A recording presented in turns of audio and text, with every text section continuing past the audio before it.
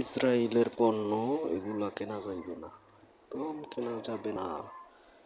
ইসরায়েলের পণ্য স্প্রাইট দেখেন দেখেন, স্প্রাইট, কোকা কোলা কোম্পানিগুলো, কোম্পানি আর বাংলাদেশে চলবে না, চালাবো না, আমি চালাবো না, আমার দোকান বেচা কেনা হবে না।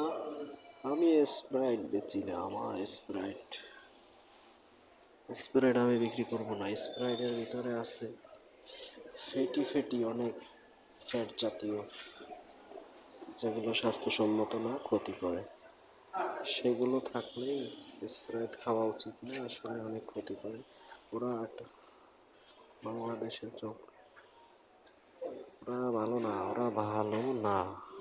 ওরা এই কোম্পানি দিয়ে বাংলাদেশের মানুষের শারীরিক যে শক্তি, এনার্জি, ফিটেটা নষ্ট হয়ে যায় এইসব জিনিসগুলো খেলে।